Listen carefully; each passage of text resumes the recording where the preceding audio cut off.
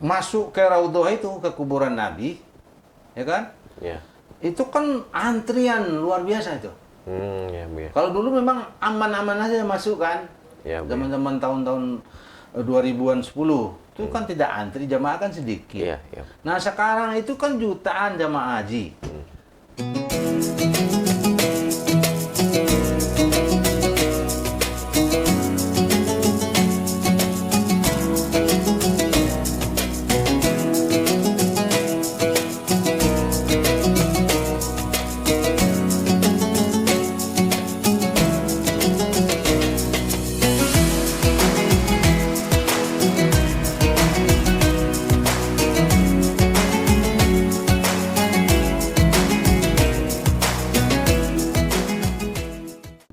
Assalamualaikum warahmatullahi wabarakatuh. Waalaikumsalam warahmatullahi wabarakatuh. Jumpa lagi di podcast Jas Hijau. Jangan sekali-sekali hilangkan jasa ulama, yang mana podcast ini dikelola oleh Lembaga Pentasih Buku dan Konten Islam Majelis Ulama Indonesia Pusat. Alhamdulillah pada kesempatan kali ini saya di sini Rokiul Ma'arif Syam selaku host, dan di hadapan kita semua ada aktivis senior di bidang dakwah Islam. Nah, namanya mirip nama belakang saya. Beliau adalah Buya Syam. Kita sapa dulu Buya Syam. Apa kabar Buya Syam? Kabar baik. Alhamdulillah. Ustaz Mas Roki. Alhamdulillah. Pemirsa, pada sore hari ini, kesempatan kali ini kita akan membincang mengenai pengalaman Buya yang kabarnya baru-baru ini baru pulang dari Tanah Suci melaksanakan tugas keumatan dan bahkan tugas kenegaraan, yakni menjadi petugas haji. Kita akan bincang-bincang bagaimana pengalaman beliau dan insight yang bisa kita dapat dari pengalaman beliau. Bagaimana Buya penyelenggaraan haji kemarin menurut Buya? Minta testimoninya ini. Oke. Terima kasih Mas Roki. Ya. Alhamdulillah wassalatu wassalamu ala asrafil anbiya wal mursalin wa ala alihi washabihi rasulillah ajmain. Terima kasih, pertanyaannya Mas Roki cukup baik dan menarik, bahwa terkait dengan pengalaman saya ketika tahun ini ya, bukan tahun kemarin ya, tahun ini masih hangat-hangat nih, 2 bulan yang lalu, bahwa saya terpilih salah seorang di antara petugas atau pembimbing ibadah dalam pelaksanaan ibadah haji tahun ini, tahun 2024 ini. Saya diterbangkan dengan kloter 04 ya, JKG. JKG itu Jakarta Pondok Gede. Jakarta Pondok Gede.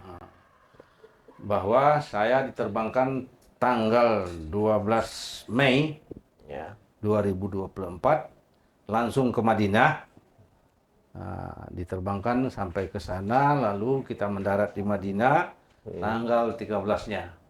Nah, kami berjumlah satu kloter 393 orang. Wah, luar biasa. Ya, satu kloter. Dengan kru kloter 8 orang. Ya. Ya, satu ketua kloter, 4 tim kesehatan, 2 pembina atau pembimbing ibadah jamaah, dan 2 lagi pembimbing dari bagian umum Ya. dan kebidanan. Ya. Inilah tim kru kloter yang berangkat, sehingga berjumlah 393 orang. 393. Dan Buya menjadi pembimbing ya? Iya, jamaahnya 388 ya. Ya. Itu dari daerah mana saja Buya? Nah, kita membimbing jamaah itu adalah berasal dari daerah Jakarta Timur. Jakarta Timur. Semuanya Jakarta Timur. Semuanya Jakarta Timur. Dari berapa kecamatan itu? Ya. Ada 10 kecamatan. Nah, jadi ada jamaahnya terdiri dari 4 KBIH, ya. KBIH-nya pertama Amira, yang kedua Al-Muawanah, yang ketiga KBIH Ansoria, Ansor ya. Dan yang ketiga Gobel. Yang keempat. Ya. Dan 3 kelompok lagi namanya jamaah mandiri. Jamaah mandiri. Yang memang mereka mengelola diri sendiri. Oh, begitu, Bu ya. Jadi tidak ada KBA yang mengelola dia. Nah, inilah yang diamanahkan oleh pemerintah kepada kami petugas Oh, ya. untuk membimbing dan membina jamaah yang mandiri. Yang mandiri itu. Jadi meskipun mandiri tetap dapat bimbingan ya, Bu ya. Tetap dapat bimbingan Iya. dari pemerintah. Inilah tugas para petugas atau pembimbing yang dibentuk oleh pemerintah itu. Ya. Nah, ini menarik nih Bu ya. Kalau saya mau belajar sedikit nih, saya masih penasaran soal sejarah haji nih ya. Sampai sekarang kan ya penyelenggaranya pasti lebih kontemporer, modern. Kalau di masa-masa awal mungkin ya masa awal pensyariatan haji sendiri, apakah memang sudah ada model pembimbing haji demikian? Pembimbing haji itu dibentuk ya sebenarnya dari sisi pemerintah dibentuk dari tahun 2016. 2016. Tapi undang-undangnya belum keluar. Oh, begitu. Sedangkan undang-undang haji itu keluar tahun 2019. Ya. Ya, nomor 8, Undang-Undang nomor 8 tahun 2019. Ya. Nah, itulah pada titik akhirnya terus dibentuk dan dilaksanakan ya sebelum jamaah melunaskan atau mungkin mendaftar kepada pemerintah untuk ikut berhaji. Ya. Nah, itu rekrutmen petugas udah lebih duluan. Ya. Jadi petugas itu mulai direkrut 6 bulan sebelum pelaksanaan haji. 6 bulan sebelum pelaksanaan haji sudah ada petugasnya, pembimbingnya. Nah, Ya, oke. jadi itu Nah, tugas Buya selaku pembimbing ini aspek apa saja, Buya? Mungkin maksudnya aspek ibadahnya, aspek lainnya gitu. Itu apa saja tugas Buya waktu itu? Nah, sesuai dengan arahan dari pemerintah dalam hal ini Kemenak, Ya.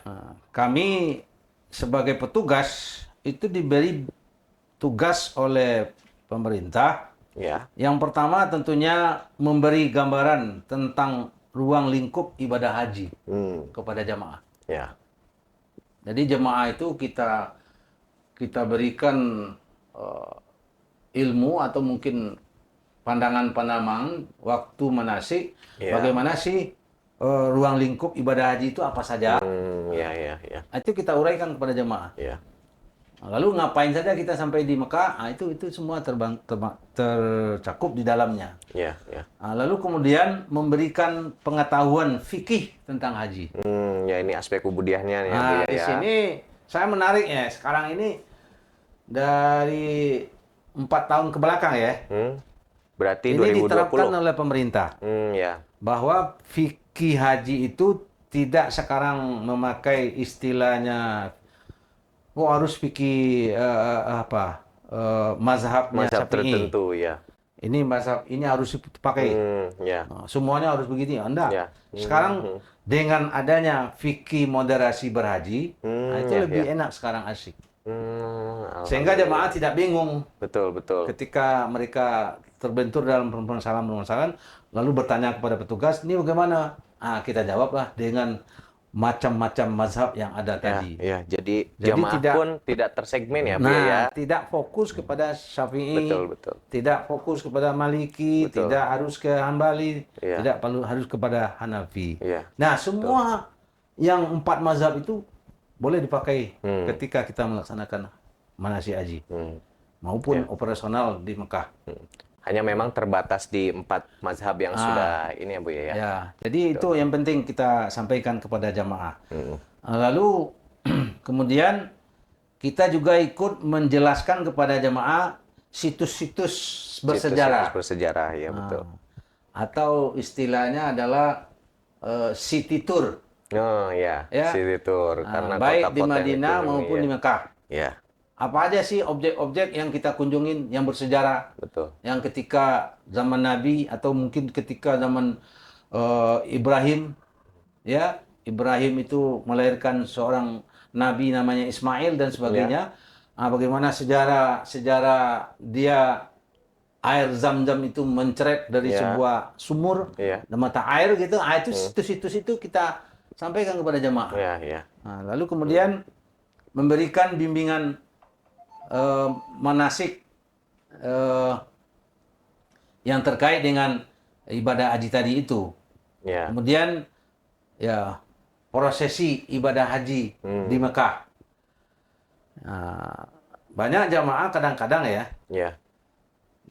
dia yang sunnah itu lebih lebih dia utamakan daripada yang Daripada wajib. yang wajibnya ya. Nah, itu saya lihat banyak kemarin itu. Ya, ya.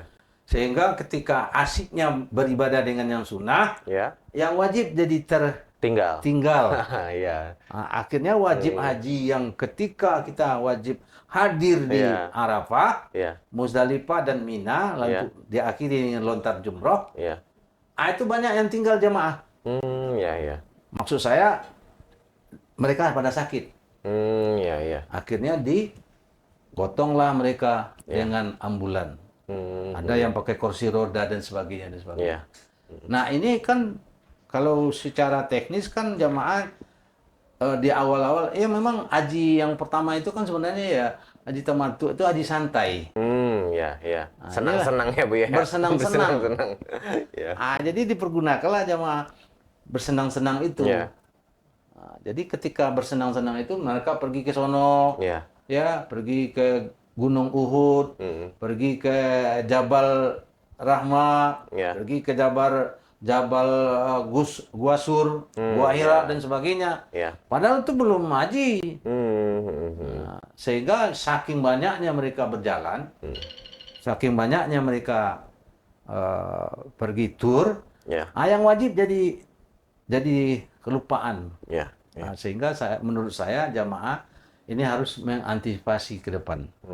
Ya, ya. Ya, jangan asik dengan yang sunnah. Ya, ya, Bu ya. Termasuk juga pelaksanaan hari tarwiyah. Nah, kemarin berapa banyak itu jamaah-jamaah yang terlantar di Mina. Ya. Karena tarwiyah itu kan napak tilas. Ya. Berjalan dari Mekah ke Madinah dulu, ke Mina dulu. Ya. Di Mina itu nginap. Tapi Ya. sayangnya tidak disiapkan oleh pemerintah fasilitas Di Mina itu, Bu di ya. Mina. Ya, Akhirnya banyak yang menderita sakit. Ya, ya, ya. Tidur di jalanan, Ya, ya. Itu di jalanan atau di trotoar. sempat ada viral juga itu, Bu ya. Nah, waktu itu itu banyak sekali itu kemarin. ya. Ya, ya. Karena apa? Karena hari terbiah itu tidak difasilitasi oleh pemerintah. Ya, ya. Ya, Bu ya. Karena dari awal sudah diwanti-wanti oleh pemerintah. Siapa yang mau terbiah silakan, Ya. kami tidak melarang, tapi kami tidak memfasilitasi. Ya, ya. Artinya tidak diberi makanan, Ya. tidak diberi minuman, segala macam. Silakan bawa masing-masing. Ya, ya. Jadi begitu. Ya, ya. Akhirnya itu tadi yang saya bilang, banyak jamaah yang tidak tahu strategi. Iya, betul. Akhirnya yang wajib tinggal. Betul.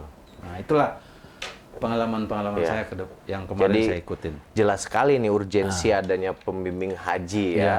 Bu ya, Ya. untuk para jamaah terutama dari Indonesia, apalagi memang mereka belum pernah berhaji atau umroh, pastikan sangat asing dari segi cuaca, bahasa dan sebagainya ya, Bu ya.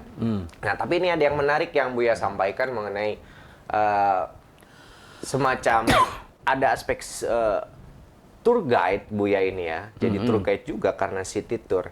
Nah, ini kalau kita tarik ke ranah literasi Bu ya, saya ingin bertanya, seberapa Buya menilai otentisitas atau keaslian daripada situs-situs tersebut dari aspek kesejarahan? Apakah pemerintah Arab Saudi betul menjaga otentisitasnya, kemudian memaparkan, oh ini sejarahnya begini, atau itu hanya memang kita masing-masing belajar saja atau dibimbing dari pembimbing haji gitu untuk mengetahui itu sumber literasinya? Terkait dengan situs-situs bersejarah itu memang sesuatu hal yang perlu diketahui juga, Ya. ya kan? Dan itu semua itu tidak wajib. Ya. Cuman untuk mengetahui, oke lah ya. Betul. Nah, ini yang saya sangat sayangkan, jamaah kita ini kan banyak lansia. Ya, Pada ya, Bu, umumnya ya. lansia, Betul, betul. nggak kuat jalan, Nggak kuat jalan. Nah. Atau kesehatannya juga agak parah. Ya, ya, Tapi dipaksain juga untuk Iya. city tour. ya, Ya kan? Nah, contoh misalnya, ketika di di apa di Madinah Iya, iya, Buya. itu masuk ke Raudhah itu ke kuburan Nabi, ya kan? Iya. Itu kan antrian luar biasa itu.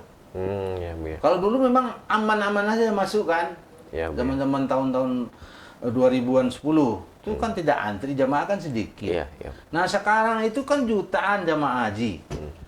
Nah lalu kemudian yang kita lihat jamaah tidak sabaran, nah, dia nggak mau menunggu Ya. antrian gitu. Antri, betul. Kepengin masuk sendiri. Betul. Masuklah lewat nusuk. Betul. Aplikasi tuh, Ya, mendaftar ya. lewat aplikasi. Ya, aplikasinya namanya nusuk. Nah, mendaftar lalu pergi ke sono, ya kan? Antrian di pintu Masjid Nabawi itu Ya. untuk mau masuk ke dalam kuburan Nabi. Ya. Nah, akhirnya apa yang terjadi? Karena memang jamaah yang lansia-lansia ini lemah sekali, banyak Ya, yang tidak fisiknya. kuat, dan mereka belum makan juga dari Ya. dari hotel. Ya. Karena siang kan, ada juga yang malam, kan 24 jam itu. Iya, iya, Buya. Akhirnya apa? Terinjak. Ya. Akhirnya ada yang jamaah kami itu Ya, yang patah paha. Patah pahanya, lalu masuk ke rumah sakit. Sampai sekarang belum juga sehat-sehat ceritanya. Ya, Buya. Nah, jadi digip pahanya itu. Iya, iya. Engsel pahanya itu Engsel, patah. ya. Karena jatuh, terpeleset, dan diinjak oleh orang dari belakang. Nah, itu kan kasihan ya. Nah, jadi situs-situs itu memang perlu diketahui. Cuman ya itu tadi, harus kita lihat kondisi kita. Ya, ya. Kita lihat suasana kita. Iya, betul. Ya kan? Bahwa kita ini bisa nggak? Nah, kan begitu. Betul. Masuk ke sana itu menerobos. Betul. Ya kalau umur 30 ya enak. Iya, iya. Umur 40 masih enak. 50 ke atas itu sudah lemah itu, Iya, tidak iya. kuat. Nah, makanya diatur oleh pemerintah Arab Saudi pakai mendaftar Mendaftar ya lewat aplikasi, Buya. lewat aplikasi sesuai dengan KBIH yang ada. Iya. Nah, dan kloter yang menentukan, pihak ketua Ya. kloter. Nah, itulah baru kita merasakan aman. Iya, iya. Kita tidak nyampur dengan kloter lain. Iya. Kita tidak nyampur dengan jamaah yang lain. Iya, iya. Nah, jadi kita aja semua.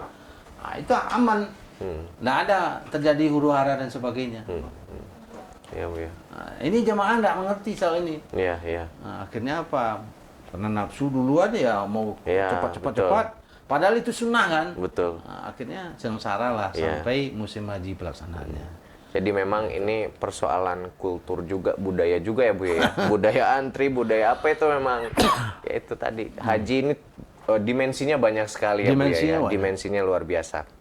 Nah, ini berkaitan dengan literasi tadi tentang situs-situs itu, jamaah yang memang mau ke situs tersebut berarti sama Buya juga dikasih tahu gitu ya. Oh, bahwa situs Gua Sur ini dulu Rasulullah seperti apa begitu ya. Ya, kita terangkan.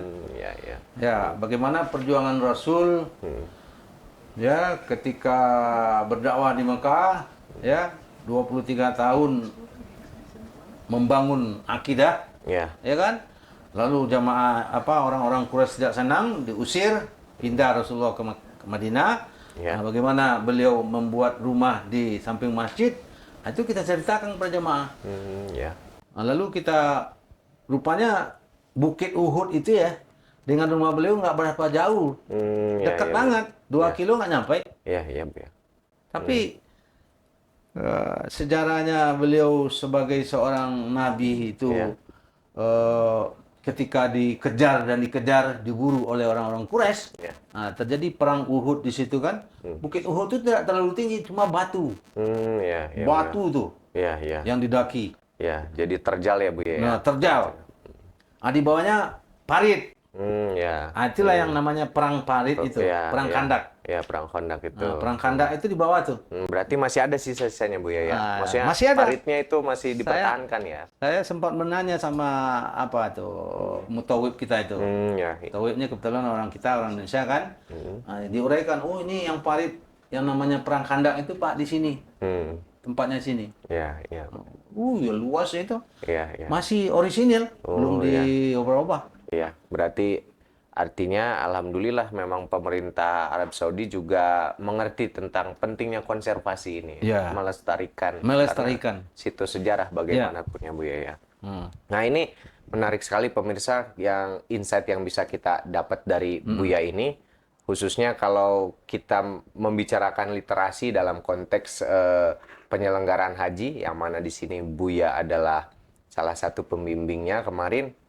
Nah, ini sebelum kita tutup podcast ini, Buya, ada nggak pesan kesan yang mau disampaikan, khususnya kepada calon jamaah haji Indonesia nantinya, gitu, supaya tadi mengantisipasi banyak hal. Kemudian kepada yang calon seperti Buya ini, pembimbing, petugas. Kira-kira ada Oh nggak? ya. Oke, ini menarik nih, bahwa jadi petugas haji itu memang sepengetahuan saya memang nggak gampang Tidak mudah ya, Bu ya? untuk saat ini ya. Ya, Kalau dulu memang enak ya. lewat KBIH. Kalau kita punya KBIH langsung menjadi pembimbing. Langsung jadi ya. Ya kan? Kita langsung membimbing jamaah. Iya. Tapi sekarang tidak. Nah, bagaimana kemudian sekarang pemerintah mengikat supaya jamaah itu teratur dan terarah pelaksanaan ibadahnya? Ya, pemerintah membuat sebuah kebijakan bahwa jamaah harus dibimbing oleh tenaga-tenaga profesional Iya. yang direkrut oleh pemerintah sendiri. Ya. Nah, Jadi makanya tidak oleh KBH sebagaimana dulu ya, Bu ya, ya? tidak seperti itu yang sekarang ini. Jadi sekarang itu pemerintah pemerintah Indonesia dalam hal ini Kemenak itu melaksanakan rekrutmen pembimbing dan petugas. Nah, syarat untuk menjadi petugas ibadah ini, nah itu harus sekarang mempunyai sertifikat. Ya. Sertifikat haji namanya. Sertifikat pembimbing haji. Ya. Nah, itu harus dapat. Kalau tidak, bagaimanapun, kemanapun kita untuk ikut seleksi, tidak akan diterima. Ya. Maka syarat utama sekarang adalah mempunyai sertifikasi pembimbing Pembimbing haji. Nah, itu sekarang. Nah, jadi saya kebetulan banget ya, memang kebetulan dan takdirullah. Ya. Bahwa saya berangkat kemarin itu, saya tidak ngira itu. Ya. Itu emang betul-betul panggilan berarti, Bu ya? Nah, saya itu kan sertifikasi bulan Desember 2023 kan, akhir itu, minggu terakhir di bulan Desember. Terus kemudian saya mendaftar pembimbing jamaah itu bulan Januari di Pemprov DKI, bukan ke Kemenak, tapi Pemprov, namanya PHD, pembimbing haji daerah. Nah, kalau Kemenak kan itu. Nah, kemudian tenaga yang dari kesehatan harus punya apa juga namanya STP. Nah, surat tanda Anda sebagai apa namanya? Mungkin petugas kesehatan, petugas bagian umum dan sebagainya. Nah, itu namanya STP. Nah, jadi kalau petugas pembimbing harus punya sertifikasi pembimbing jamaah. Nah, itu. Nah, itu tiap tahun dilaksanakan itu. Ini besok ceritanya kalau tidak salah saya dapat info bulan November ini akan dilaksanakan lagi sertifikasi pembimbing. Kalau ada yang berminat silakan nanti, ya kan. Nah, cuma kalau mandiri itu harus bayar. Oh begitu, Bu ya. Nah, harus bayar. 7,5 juta kalau nggak salah. Penting dicatat nih pemirsa. Nah, 7,5 juta dan syaratnya ya harus kita punya wawasan keilmuan tentang fikih haji. Ya, itu wajib banget itu ya, Bu ya, pasti ya. Nah, ini untuk jamaah gimana pesannya, Bu ya? Calon jamaah. Nah, untuk jamaah menurut saya supaya jamaah itu jangan mendapatkan haji orang, haji juga kita, gitu kan. Nah, tujuannya sebenarnya kita berhaji itu kan ingin mendapatkan haji yang mabrur. Mabrur pasti. Haji yang mabrur itu ya bagaimana ciri-ciri untuk mendapatkan pertama, ya tentu pertama itu adalah manasiknya itu benar menurut Al-Quran dan Sunnah. Tidak sembarangan seperti apa yang saya katakan tadi di depan, bahwa yang sunnah itu menjadi wajib, yang wajib malah menjadi sunnah, akan dibalik gitu. Nah, jadi harusnya kan yang sunnah ya sunnah, wajib ya wajib. Iya, iya. Seperti sholat arba'in. Ah, baik. Arba'in itu kan sekarang di fikih moderasi berhaji ini sudah tidak dinyatakan sesuatu hal yang wajib sekarang, Iya, iya. ya kan? Iya, iya. Malah ada ahli fikih menyatakan itu sesuatu hal yang bid'ah kalau harus 40 waktu. Iya, Ah, iya. jadi Iya, Bu, ya. itu loh sekarang. Iya, Jadi iya. saya menarik juga mempelajari fikih moderasi berhaji itu. Wah, moderasi berhaji, Saya wah. luar biasa itu ilmu yang peroleh itu. Berarti ini Jadi terobosan yang hebat juga terobosan sebenarnya, baru sekali itu. ya. Orang dulu kan, oh saya belum sampai 40 waktu Pak. Mhm. Gimana mau kita pulang? Nah, ya gitu kan. Sekarang memang tidak difasilitasi oleh pemerintah. Oh iya. Makanya besok ada kemungkinan juga jamaah ini diperpendek masa berhaji. Ya. Ada kemungkinan Ya. tahun besok. Ya. Yang biasanya 43 hari, sekarang akan diperpendek menjadi 30 hari. 30 hari. Kenapa? Karena itu tadi arba'in itu tidak menjadi suatu Ya. hal beban pemerintah sekarang. Ya. Ya, ya. Jadi arba'in itu ya sekedarnya ya. Kalau 20 dapat alhamdulillah, 30 dapat alhamdulillah. Ya. Kemarin jamaah yang terakhir itu 6 hari apa 7 hari. Berarti kan 35 waktu cuma. Iya, iya. Nah, ya kan? Nah, kalau saya agak mending. Saya agak mending kloter saya 9 hari. Oh iya, Bu ya. Tapi jamaah enggak ada juga yang sampai 40. 9 hari loh. Iya, iya. Karena banyak tidur. Iya, iya, Bu ya. Saking panasnya cuaca. Panas ya cuaca. Nah, jadi mereka nggak kuat keluar hotel. Betul. Sehingga di dalam hotel aja dari pagi sampai sore kan. Termasuk saya juga mensikapi supaya di musim haji jangan kita KO kan. Iya. Agak mendingan ya mungkin subuh kita rajin ke masjid ya. Subuhnya di Masjid Nabawi. Zuhur kalau dapat alhamdulillah. Kadang-kadang asar nggak dapat. Ya. Ya kan? Karena saking panasnya itu terik. Panas, terik ya. Ya. Nggak kuat fisik itu ya. Bu, Dari ya? jam Apalagi 2 yang sampai tua-tua. jam 5 sore itu tuh panasnya luar biasa tuh. Ya, Di Arab Saudi. Iya. Nah, lalu maghrib lagi. Maghrib sampai Isya. Nah, saya coba i'tikaf. Selesai Isya enggak pulang-pulang sampai subuh. Saya coba sekali itu. Emang enak di Masjidil Nabawi itu i'tikaf. Ya, nyaman ya, Bu ya. Kita dikasih Tenang makan, hati itu ya. dikasih Dari disuguhin segi makanan, fasilitas pun di fasilitas. ya, Jadi syaratnya memang mendaftar dulu ke DKM aplikasi yang tadi sudah itu. ada. Nah, itu. iya, iya, iya. Nah, Baik. jadi kita disuguhin minuman. Apalagi kalau Senin Kamis itu kan puasa sunnah. Iya, iya. Itu banyak macam-macam tuh. Betul. Dia banyak yang sodako untuk yang berbuka ya. Snack dikasih itu. Rotinya ya Allah. Keluar itu roti cane segala macam. Itu enaknya di Nabawi itu. Berarti pengen lagi naik haji, Bu ya? Insya Allah. Insya Allah. Oke. Kalau memang memungkinkan ya tahun depan kita Iya, coba lagi mudah-mudahan, gitu. Bu ya. Tapi saya ajak doain dulu sama Bu ya. Mudah-mudahan mudah-mudahan. segera juga dapat panggilan bisa naik Mudah-mudahan. haji. Mas Rocky juga. Tapi udah ini ngomong-ngomong kan sudah di Inggris tuh. Oke. Baik pemirsa, Alhamdulillah. itu saja dari kami. Terima kasih saya ucapkan kepada Bu Yasam. Saya selaku host Rocky Omar Syam mengucapkan terima kasih. Sampai jumpa lagi di podcast Jas Hijau. Jangan sekali-kali hilangkan jasa ulama. Wassalamualaikum warahmatullahi wabarakatuh. Waalaikumsalam warahmatullahi Doa dulu Bu ya, wabarakatuh. biar saya naik haji juga. Amin. Bismillahirrahmanirrahim.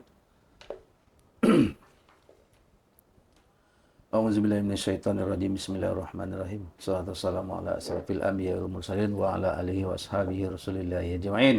Amin. Allahumma shalli ala Muhammad wa ala ali Muhammad kama shallaita ala Ibrahim wa ala ali Ibrahim. Barik ala Muhammad wa ala ali Muhammad kama barakta ala Ibrahim wa ala ali Ibrahim fil alamina innaka Hamidum Majid. Allahumma ighfir lil muslimina wal muslimat wal mu'minina wal mu'minat al ahya'i minhum wal amwat innaka sami'un qaribun mujibud da'wat ya qadiyal hajat. Allahumma inna nas'aluka ridhaka wal jannah wa na'udzubika min syaktika wan nar. Ya Aziz, Ya Ghafar, Ya Mutakallimin, Ya Arhamar Rahimin. Allahumma inna nas'aluka salamatan fid din wa ziyadatan fil jasadi wa ziyadatan fil ilmi wa barakatan fil rizqi wa taubatan qabla al-maut wa rahmatan indal maut ya Rahman ya Rahim ya Rabbal alamin. Rabbana zalamna anfusana wa illam taghfir lana wa tarhamna lanakunanna minal khasirin.